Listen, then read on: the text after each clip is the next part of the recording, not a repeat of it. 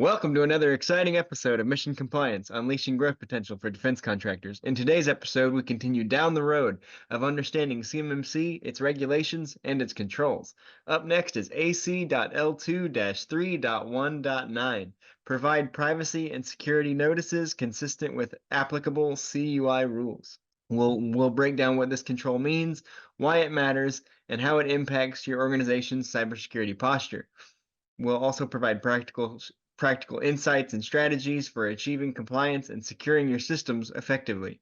So whether you're a defense contractor aiming to win more contracts or simply someone interested in bolstering your cybersecurity knowledge, you're in the right place. Light it up!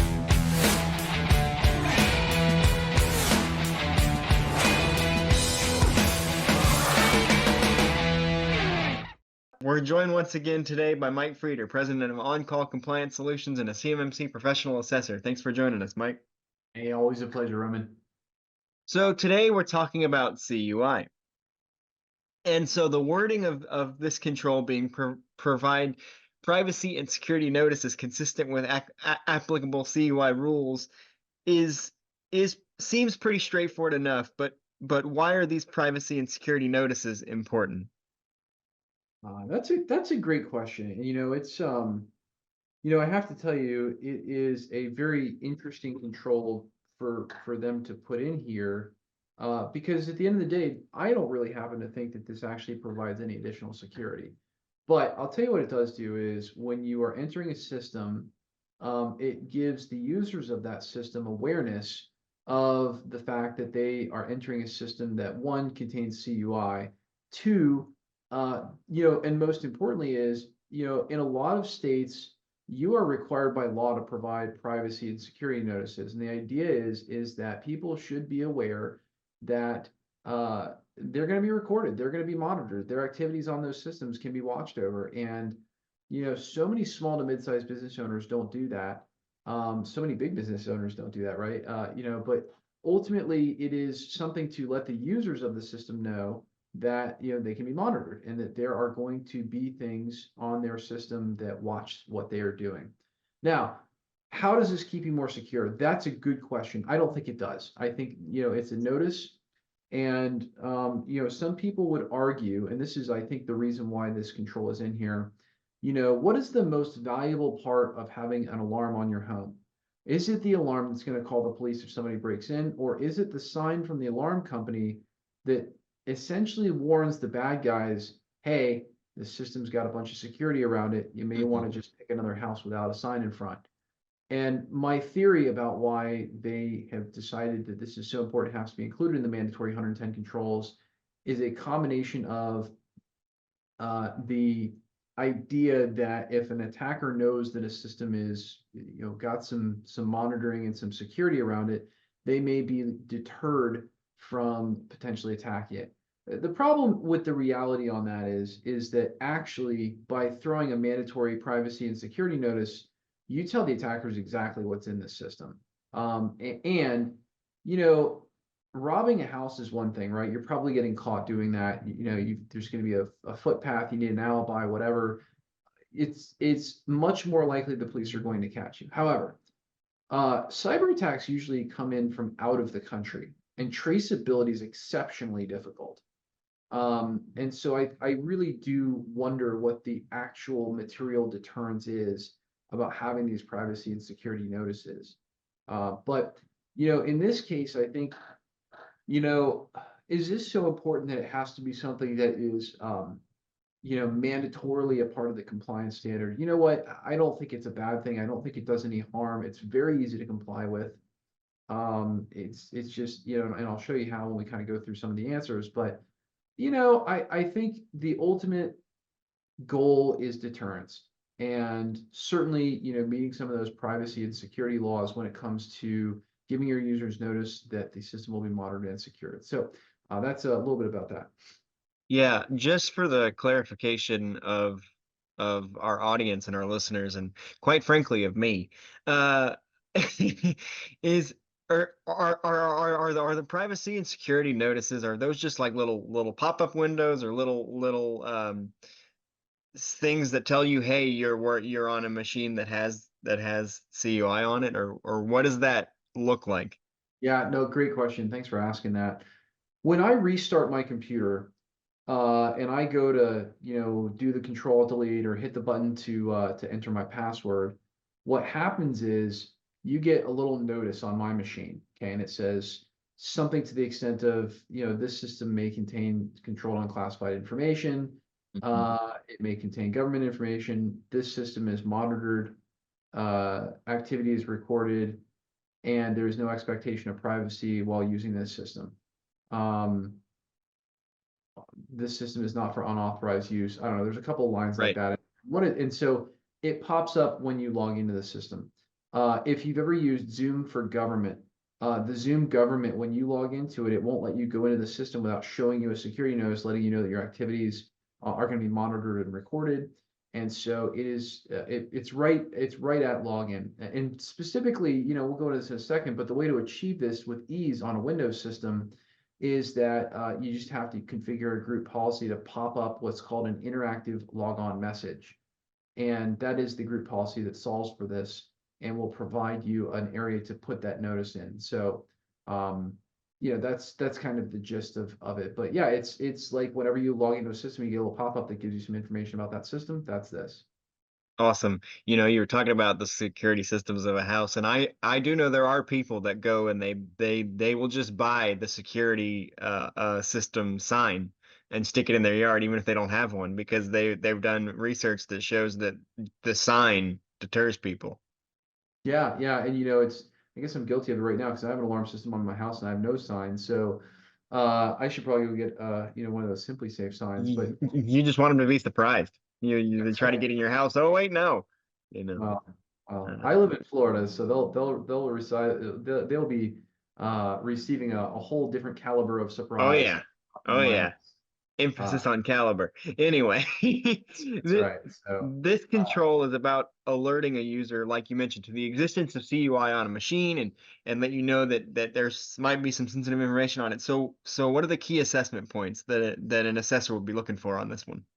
that's a great question. So the first thing you're looking for is to determine if privacy and security notices required by CUI specified rules are identified, consistent, and associated with the specific CUI category. So, the first thing that it's kind of looking for is there is some CUI that has separate requirements. So there's, of course, basic CUI and specified CUI.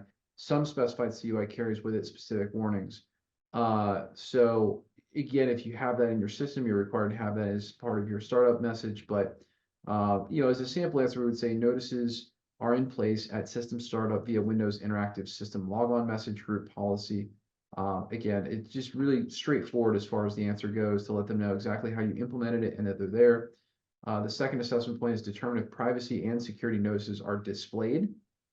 And yeah, it's just a visual. You just have to send a screenshot or, again, otherwise do some shoulder surfing with the assessor and show them that it's actually there. So notices are in place at system startup via Windows Interactive System Logon Message Group Policy. So again, just same answer. It's just really saying, hey, look, yes, the notices are displayed. The first one is yes, they exist. And that's really kind of all they're looking for. It's pretty straightforward. Thankfully, they didn't really overcomplicate it, but the idea is very simple, which is you're going to want to make sure that those notices are present anytime someone goes into the system. Awesome. So this control, as we've mentioned, can also act as a deterrent, as devices containing CUI are often monitored and recorded, like you mentioned. Like a security system sign or something like that. It'll let you know, hey, right away, like what the device you're working on might be monitored, might be looked at, this kind of stuff. So what challenges might an organization face when trying to implement and enforce this, if any? Because you said that some might wonder why this is even in here. Yeah, I mean, I think the good news is this is probably one of the easiest controls to implement. We don't really get any pushback from clients on it. I suppose that, some people might say, look, I don't want the message there, but no one really fights this one. It's, when you start getting controls like multi-factor authentication, there's definitely a lot more pushback because it affects how people work. This is one single key press. It's, most users, as soon as they'll read it once and then forget about it, it just becomes muscle memory to bypass it. And it's just an easy control to comply with because of it doesn't really interfere with users. Again, multi-factor authentication is a great example of something that has great effect on users. Every time they sign in, they've got to take out their phone or take out a token, and people really get pretty bent out of shape about that because of a loss in efficiency. There's definitely some really great solutions out there that can help with that and actually improve efficiency using MFA. But nonetheless, it's just, it's a thing. Luckily, 3.1.9, it's definitely one control you really won't have a problem implementing.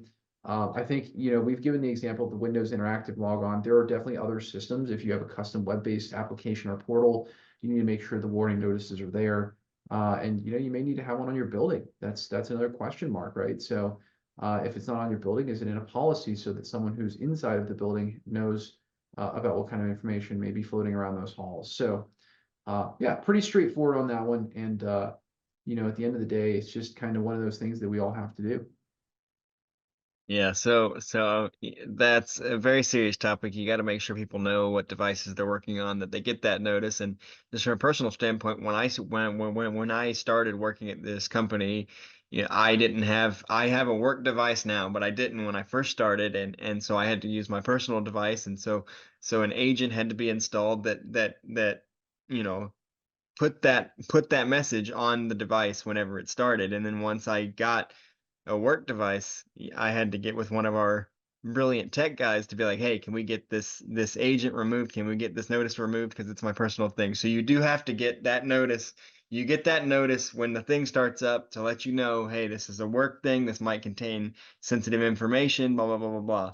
Just for our listeners, that it's a very practical thing that can act as a deterrent or a shield or just a helpful reminder to some people of what you're dealing with.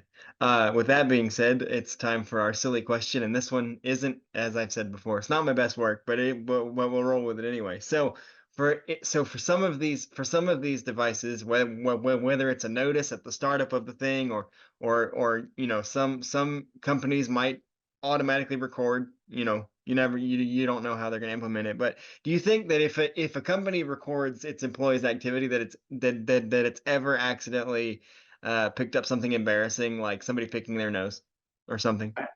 I have no doubt about that. And you know, I have to laugh a little bit because, in our early days, we used to take care of a lot of smaller clients, and we still do. We manage technology for literally hundreds and hundreds of clients. And it's probably, I think the real issue is I just don't see the service tickets anymore like I used to. But we've seen it all. I mean, we've gotten the people who are getting divorced and they want us to plant things on the computer. We've seen, the people who, the bosses who want to pull browsing history of employees they think are misbehaving. Um, and, we've had instances that are very frightening in terms of some of the content people have been researching. And, I think again, one of the other things that we do is we do forensic investigations when we think that there may be suspicious or anomalous behavior going on with clients. We have to research into that as a security issue, and sometimes you find some very interesting browsing history or files or whatever. And again, it's not our business to go snooping around. Believe me, our team is extremely busy in that regard. But I do think that at the end of the day, we definitely sometimes wish that we had privacy notices of our own to give us a heads up on what we're walking into in certain situations. So fortunately, those days are kind of very few and far between. But if you're an employee and you're listening to this podcast, and hey, look, we're focused on compliance here, but I will tell you that your employer has every right on, if it's their equipment, to monitor that equipment.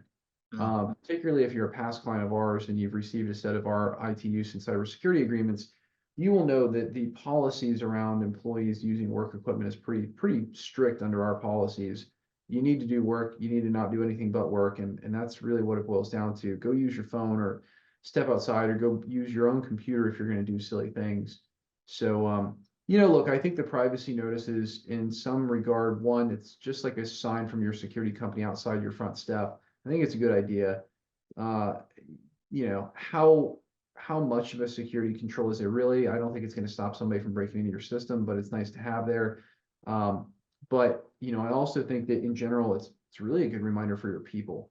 And maybe that's the reason why NIST really decided to go ahead and mandate this is it's good to have a reminder, whether it be training or whether it be the systems you log into every day. It's good to have that reminder that what you're about to start doing involves security related materials. And you know, I think that might be maybe the best benefit to it. So yeah, great question. Nice.